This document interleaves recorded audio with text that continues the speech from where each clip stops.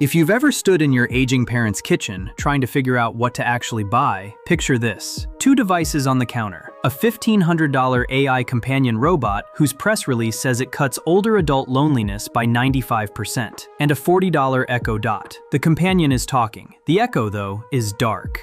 If you're trying to help an older parent live safely at home, here's the actual fork. Do you want the device that proactively talks to her, or the one that just plays music when she asks? I want to answer that, but I also want to answer something bigger, whether that's even the right question. Get it wrong in one direction, and you spend $1,500 on a press release. But get it wrong in the other, and you miss the AI already in your parent's life. And it isn't friendly. New York State's Office for the Aging ran the biggest experiment in this category. They put a device called LEQ, a tabletop AI companion robot, into the homes of more than 800 older New Yorkers. The headline number from that program, 95% reported feeling less lonely. They interacted with the device 30 times a day, 6 days a week. The peer-reviewed literature backs this up. Tan and colleagues pooled 9 studies on AI loneliness interventions. That's what researchers do when they want to ask what the existing studies collectively show. The social robot category had the strongest signal across the board. And the stakes are real. The U.S. Surgeon General's advisory pegs older adult loneliness at a 50% higher risk of dementia, 29% heart disease, 32% stroke, comparable to smoking 15 cigarettes a day. So I sat down last weekend to figure out what to actually do for an older relative. I read the state's press release first. I read the TAN review second. By the second cup of coffee, though, I was halfway to buying the companion robot. You've probably gotten to the same point I did. The marketing is good. The press releases are good. The headline numbers are huge. If you stop reading there, and most of the product marketing for this category expects you to, the answer is clean. Buy the companion, plug it in, watch the loneliness number drop.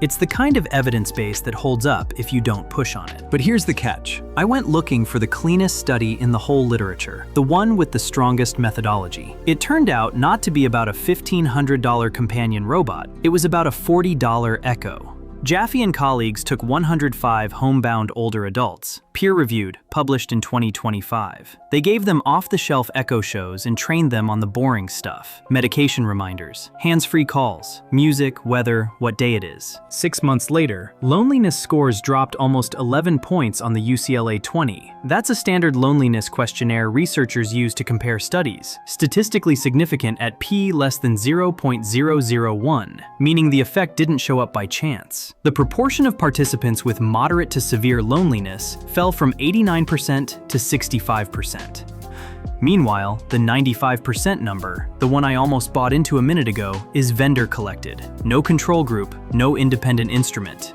The TAN review I cited has 9 studies in it total, but 3 of them showed no significant effect at all. The University of Michigan's National Poll on Healthy Aging surveyed almost 3,000 older adults. Of the ones who actually use voice assistants, 80% say the device helps them live more independently and safely at home. 80%! For an Echo! So I went and bought one. I set up the medication reminder. I set up a hands-free call to her daughter. I set up the weather. The companion robot tab is still open in my browser. I haven't closed it, but I also haven't bought it. If you've ever stood in your parents' kitchen with an Amazon box and a stack of unread setup instructions, you know the scene. That's the work. Not a press release, a power cord, and 20 minutes of patience. Here's what's actually on the line. Your aging parent's safety isn't getting decided by which device ends up on her counter. It's getting decided by what's already on her phone. And that's already AI too. But it's not the AI you bought. That's the price families pay. Which means, if you've been arguing with yourself about companion versus utility, you're answering the wrong question. The real question is, who's running the AI in your parent's life? You or the person calling her? The frame isn't friend versus tool. The frame is, whose AI is in your parent's life right now, and what's the boring utility pushing back against it? Because there's already AI on the other end of her phone, but it's not on her side. Older Americans reported losing $2.4 billion to scams in 2024, quadruple what they lost in 2020. The Federal Trade Commission thinks the real number, counting everything that goes unreported, is more like $81.5 billion. 68% of those reported losses came in hits of $100,000 or more. Voice cloning vishing, that's voice phishing. A scam call, instead of a scam email, surged 442% in the second half of 2024 alone. A scammer now needs around 30 seconds of audio from a Facebook video to clone a grandchild's voice well enough to fool a panicked grandparent. Sharon Brightwell, Dover, Florida, July of last year. She wired $15,000 in cash to a courier. The phone call sounded exactly like her daughter saying she'd been in a car accident. It was an AI voice clone built from public audio. In February of last year, the Justice Department indicted 25 Canadian suspects who ran a $21 million grandparent scam ring across 46 states. Voice cloning was in the toolkit.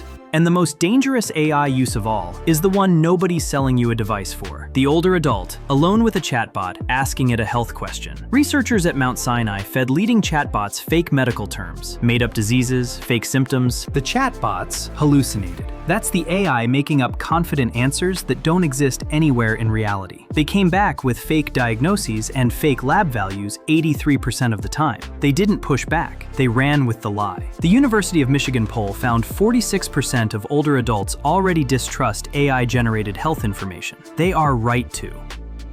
So I went back to that kitchen counter. I left the Echo plugged in. I closed the browser tab on the companion robot, and I walked her through one more thing, a family safe word.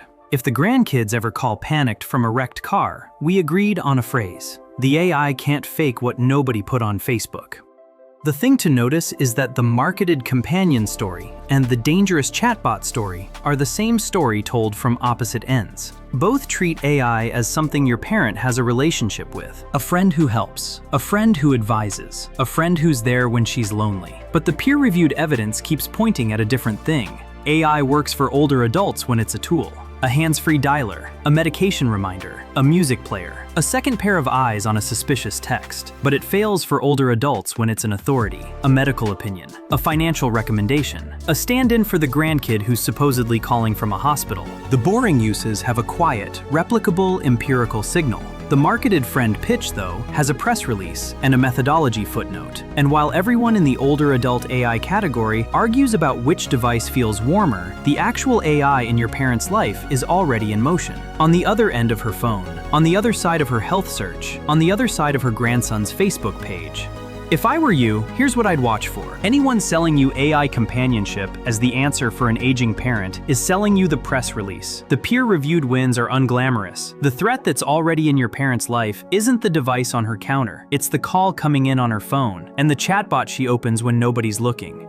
Back to that kitchen counter. The companion robot is still talking to itself. The Echo plays the song she asked for. I unplug the companion. The Echo stays. The safe word is on the fridge in her handwriting. The phrase we agreed on for the day a panicked grandkid calls. The utility stays, but the friend goes back in the box. The boring tool is the one that actually does the job. That's the memo. Read.